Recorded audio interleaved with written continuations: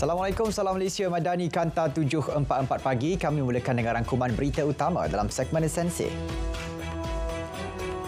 Belanjawan 2024, peningkatan peruntukan pembangunan Sabah dan Sarawak menunjukkan komitmen Kerajaan Persekutuan untuk meningkatkan kemudahan infrastruktur di dua negeri itu. Timbalan Perdana Menteri Datuk Seri Fadlah Yusof berkata, ia juga menggambarkan pembangunan dan penambahbaikan infrastruktur di Sabah dan Sarawak diberi tumpuan dalam belanjawan tahun depan. Selain dapat memastikan pembangunan terlibat di kedua-dua negeri berkenaan disegerakan. Semua agensi Kementerian Kerja Raya dan PBT perlu sentiasa proaktif laksana tindakan segera terhadap aduan kerosakan jalan. Menterinya berkata, saluran khas aduan aplikasi My Jalan telah disediakan. Ia dilihat berkesan dalam menangani isu kerosakan jalan raya. Peruntukan RM550 juta disediakan untuk projek Tempatan Banjir berkeutamaan tinggi bagi menyelesaikan masalah banjir di Negeri Sembilan. Menurut Menteri Sumber Asli, Alam Sekitar dan Perubahan Iklim, ia melibatkan 3 kawasan iaitu rancangan Tempatan Banjir Sungai Jelai Hulu Pilah, pembangunan lembangan sungai bersepadu Sungai Linggi Fasa 5 dan rancangan Tempatan Banjir Sungai Solok Port Dickson. Kerjasama dua hala untuk tangani jerebu rentas padan, Malaysia masih belum menerima sebarang maklum balas daripada Indonesia berhubung perkara itu. Menteri Sumber Asli, Alam Sekitar dan Perubahan Iklim berkata, respons terakhir merupakan kenyataan daripada Kementerian Luar Indonesia yang memaklumkan telah terima surat diutus sebelum ini berhubung tawaran Malaysia untuk tangani masalah terbabit. 100,000 peserta disasar KBS dalam program Sekolah Rukun Negara. KBS maklumkan sejak pelancaran Julai lalu, fasa asas program tersebut berjaya melibatkan penyertaan 76,166 belia. Fasa pertengahan dan lanjutan dirancang dilaksanakan bermula tahun depan. Sekolah Rukun Negara dibangunkan KBS bertujuan beri kefahaman sistem demokrasi serta kenegaraan. Pembentukan modulnya melibatkan pelbagai pihak berkepentingan termasuk ahli akademik, NGO dan agensi kerajaan. Bagi memperkukuh projek keterjaminan dan keselamatan makanan, Negeri Sembilan mohon peruntukan RM20 juta menerusi Belanjawan 2024. Menurut Menteri Besar Negeri Sembilan, ia bagi membantu membangunkan industri pertanian, penternakan dan perikanan serta tanah terbiar sekaligus menjamin bekalan makanan dalam negeri. Seorang lelaki Rohingya maut ditikam lebih 40 kali dalam kejadian di sebuah rumah di Kampung Melo Lama, Kota Baru. Menurut Ketua Polis Kelantan, siasatan mendapati motif mangsa ditikam rakan senegaranya disebabkan cemburu. Mangsa dipercayai ada hubungan dengan isteri suspek dan suspek dan mangsa sebelum ini pernah menyewa rumah bersama. Suspek dan isteri ditahan untuk siasatan. Baik di Kuala Ketil, Kedah, seorang wanita maut selepas kereta dipandu hilang kawalan sebelum bertembung kenderaan pacuan 4 roda. Ketua Polis Daerah Baling maklumkan akibat pelanggaran itu, kereta mangsa terputus dua. Kejadian dilapor berlaku pada pukul 5.09 petang semalam. Mangsa yang cedera parah di bahagian kepala disahkan maut di lokasi kejadian. Ini pula kes samun remaja dalam lift di sebuah pangsapuri di Johor Bahru. Suspek lelaki berusia 43 tahun dicekup. Suspek yang positif dadah itu turut mempunyai rekod lampau. Menurut Ketua Polis Daerah Johor Bahru, Selatan, hasil serbuan, polis rampas sebuah telefon bimbit, sehelai seluar dan sepasang kasut. Polis terima laporan daripada mangsa berhubung kejadian pada petang Ahad lalu. Polis tahan lelaki dipercayai pecahkan patung di sebuah kuil di Matang, Taiping. Menurut Timbalan Ketua Polis Perak, pihaknya terima laporan berhubung kejadian kira-kira 9:01 pagi. Suspek berusia 23 tahun dikatakan bertindak agresif memecahkan patung tersebut. Selain telah menolak seorang mangsa yang cuba menenangkannya ketika kejadian. Polis telah merampas 2 tukul besi dipercayai digunakan suspek dalam kejadian tersebut. Suspek didapati positif ganja. Disyaki kemuka dokumen palsu bagi program pengajian dan penempatan semula pekerja warga asing seorang ahli lembaga pengarah syarikat di Reman. Suspek dipercayai bersubahat dengan seorang pegawai Jabatan Imigresen Pulau Pinang bagi proses penghantaran pulang pekerja asing pada Disember tahun lalu. Kes disiasat mengikut Seksyen 18 Akta Suruhanjaya Pencegahan Rasuah Malaysia SPRM 2009. Dua lelaki yang dipercayai bertindak sebagai penghantar untuk sindiket pengedaran dadah antarabangsa dicekup. Menurut Ketua Polis Selangor, polis juga merampas 93.82 kg dadah jenis syabu. Polis turut rampas 3 kenderaan dan wang tunai dan jumlah keseluruhan rampasan RM3.22 juta. Ia hasil serbuan dijalankan pada Ahad di Batu Cave. Bahan terlarang itu diambil dari negara jiran di utara tanah air dan dipercayai akan diseludup untuk pasaran Indonesia. Sindiket dikesan aktif sejak Januari lalu. Sindiket seludup rokok guna modus operandi lori bertutup dipatahkan JKDM Terengganu. Pengarahnya memaklumkan dalam serbuan terbaru pihaknya berjaya rampas 2.1 juta batang rokok seludup dari Vietnam. Ia hasil resikan yang mengesan sebuah lori yang dalam perjalanan menuju selatan tanah air untuk mengedar rokok terbabit. Lori berjaya ditahan di sebuah stesen minyak di Yong Peng, Johor. 744 unit berus gigi disyaki tiruan dirampas KPDN Pulau Pinang menerusi serbuan di sebuah kediaman di Taman Nuri Nibong Tebal. Pengarah KPDN Negeri memaklumkan ia hasil maklumat pemilik cap dagangan berdaftar barangan tersebut serta risikan awal pihaknya. Kes disiasat bawah Seksyen 102-1-C Akta Cap Dagangan 2019. 53 notis kesalahan dikeluarkan terhadap premis yang gagal menjaga kebersihan di Kuala Krai, Kelantan. Pengarah JKNK Datuk Dr. Zaini Husin berkata, notis itu dikeluarkan semasa operasi Respadu Premis Bersih Seri 10/2023 bagi memastikan premis makanan mematuhi peraturan ditetapkan. 15,208 pemeriksaan dijalankan KPDN dan kos sara hidup melalui Opmanis di seluruh negara sejak 3 Mei hingga semalam.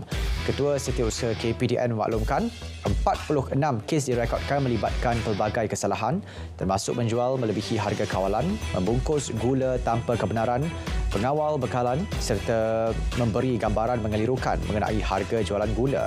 KPDN turut terima 433 aduan bagi tempoh sama.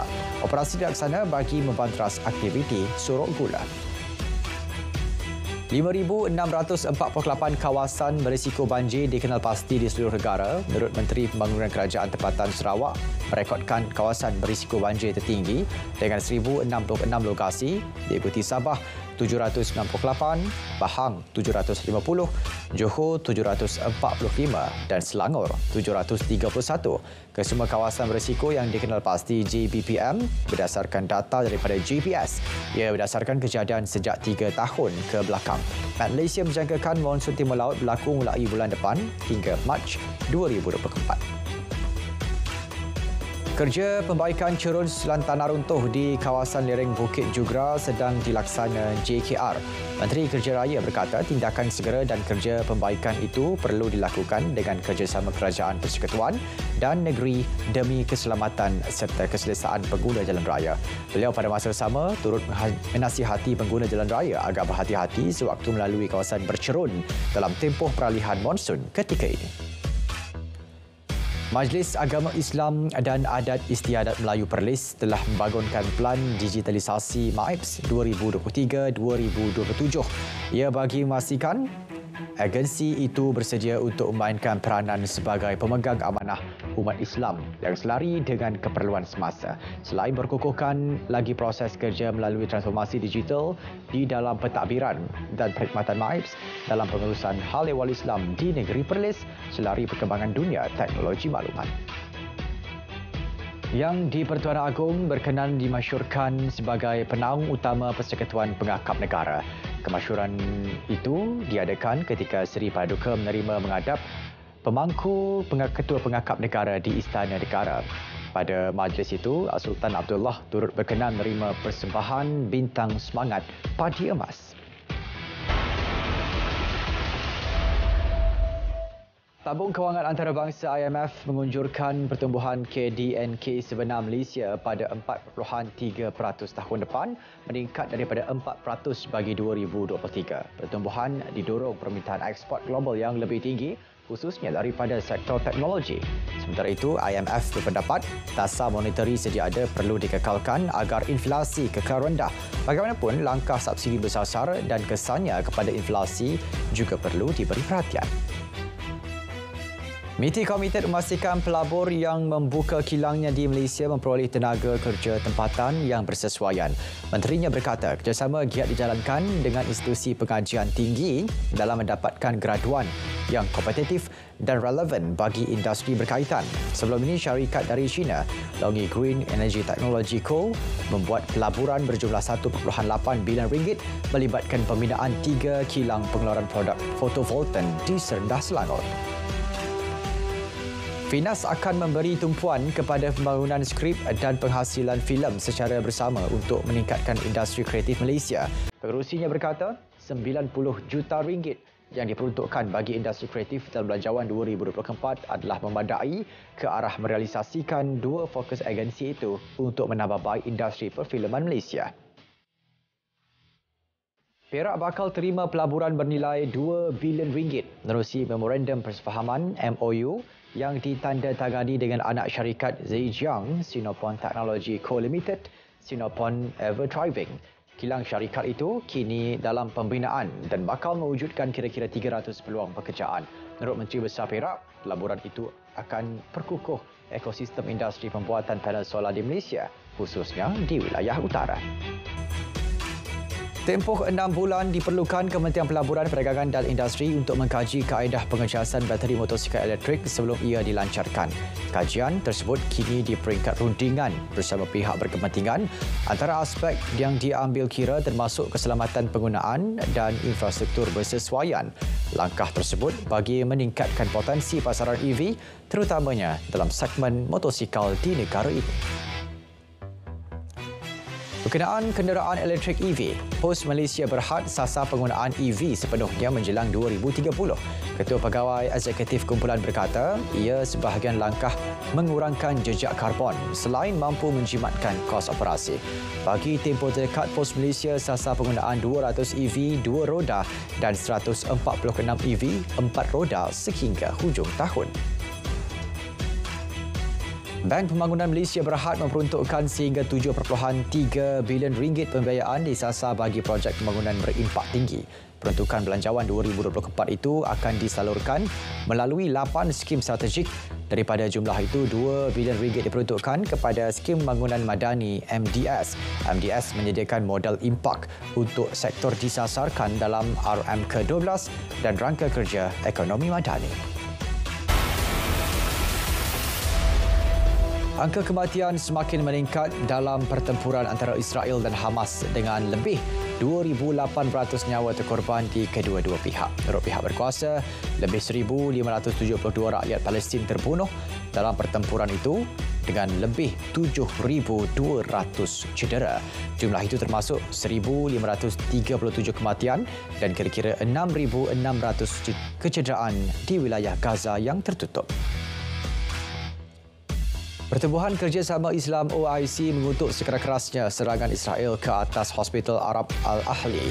OIC menyifatkan tindakan itu sebagai keganasan terancang dan jenayah perang.